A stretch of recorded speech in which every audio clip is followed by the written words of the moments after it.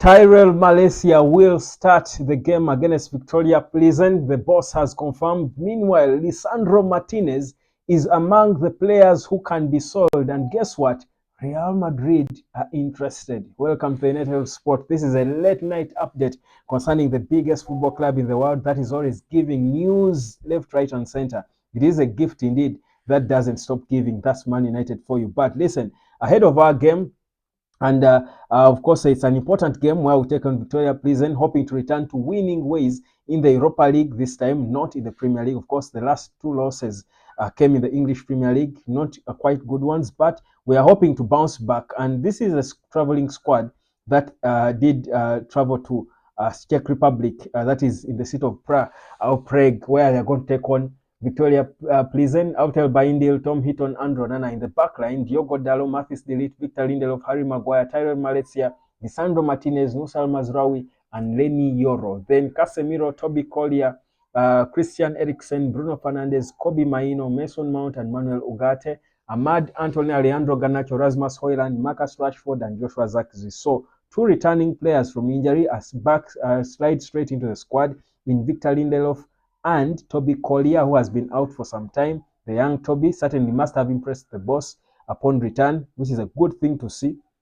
Now, he has confirmed that Tyrell Malacia is going to be starting against Victoria Pleasant. And I like the fact that Ruben Amorim is not shy to confirm, players. You deal with it. He's not shy to confirm who is going to play or not, and be sure he will. I think he's still sticking to his rotation and using players who were rested for the previous game to play the most part of the next game, which probably has worked for him. I think otherwise he would have, I think, rescinded that decision. But the key news for me that has come through today, besides the players who are returning and of course Malacia's start, I thought Malacia, by the way, made a good account for himself.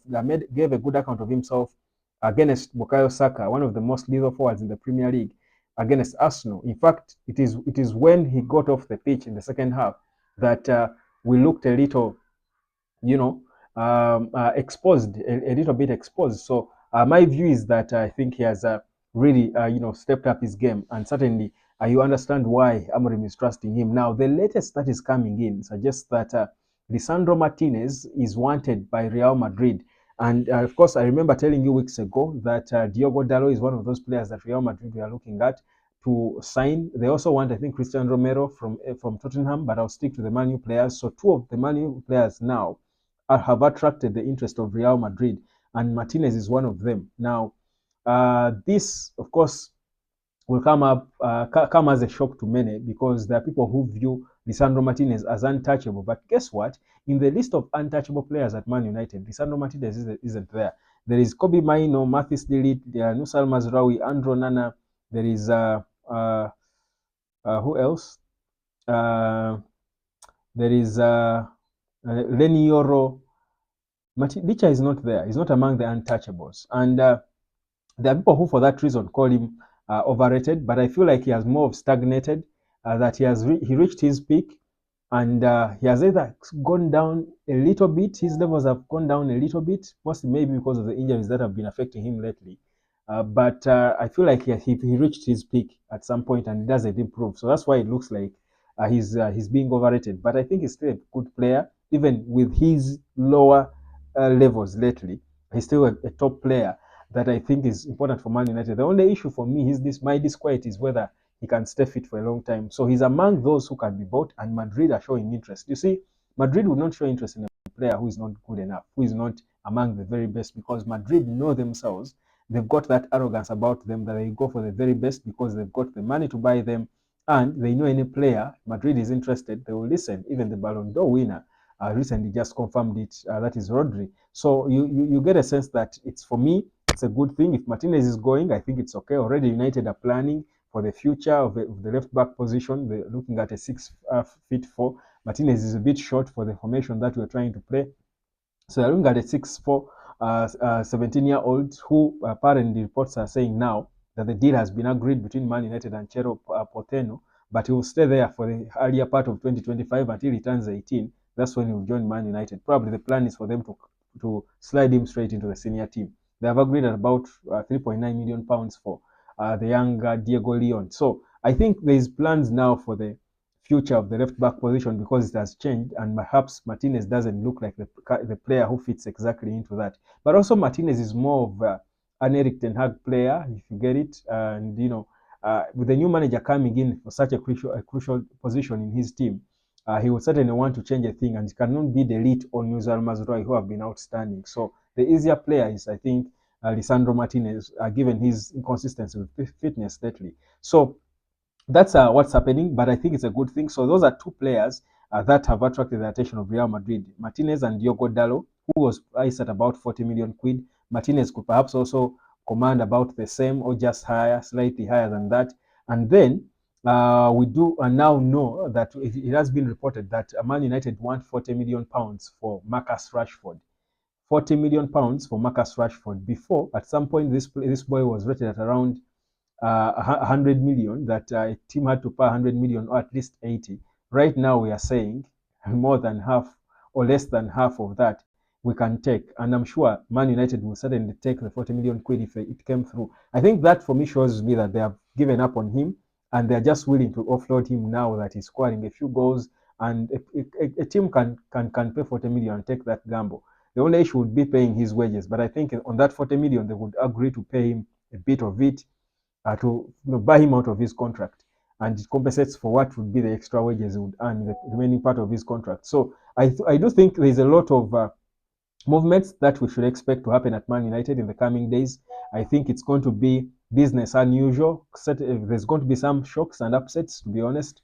And I think players by now should be prepared for it. They should see that it's happening. Ruben Amorim, in his pre-match press conference, has spoken about Dan Ashworth's departure. And if you read between the lines, you clearly see that he's not. He wasn't really, I think, on the same place, in the same, impressed, let me say, by Dan Ashworth, because his statements seem to give credit to Omar Berada and Jason Wilcox, who he says were dealing well with him and stuff. Then later he adds in Dan Ashworth, perhaps to manage the statement so that it's not misinterpreted, but he had been honest at first. People like me would just speak already what he meant. And but also the statements he has consistently been talking about, even again today, said the same thing, talking about how they need to work and be meticulous on the profiles of the players they bring into the team. So that shows you that perhaps he was not impressed with how they were assigning players, and that was the department of Dan Ashworth. So I think that whole Ruben Amorim statement for me has given me an expose of what could have happened behind the scenes, and again confirming what you already knew and what I spoke about here about how Dan Ashworth was not really a fan of Ruben Amorim, and him not being involved in his appointment perhaps did not augur well with him. And certainly when United lost at home against Nottingham Forest, he saw the right an opportunity for him to come out and just attack and say, guys, I told you, because apparently he wanted an English manager, either Gareth Southgate or Graham Potter. So you look at all that and you sort of get maybe why they ejected him. He was probably the wrong character around what they were trying to build. I think it was that bad vibe, that bad energy at a time when they are all fired up to do things in a certain way. So I think now I rest my case. I think Ineos could have been right in letting go of Dan Ashworth, because if he's not supporting the new manager, he's not pushing the same direction as everyone else, why then do you keep such a person? His negative energy, and you don't know how that would affect the team and divide the whole staff and all. So that for me is all I can say about that. My name is Webb. Well, the big one is on Lisandro Martinez and whether or not he should be sold. Is he untouchable in your view? You can drop down in the comment section and let me know. In my view, I don't think he's untouchable. Neither is Bruno, by the way. Bruno too is not untouchable. He's open to the sell. I spoke about it here before, and I got a bit of flack, but I told you when a player turns 30, he's on the downward. So let's sell him when you can still, command some cash for him, and move on. So I'm seeing Ruben Amorim have the confidence to do that. My name is Webb. Like, share, and subscribe, and let me catch you later, fam.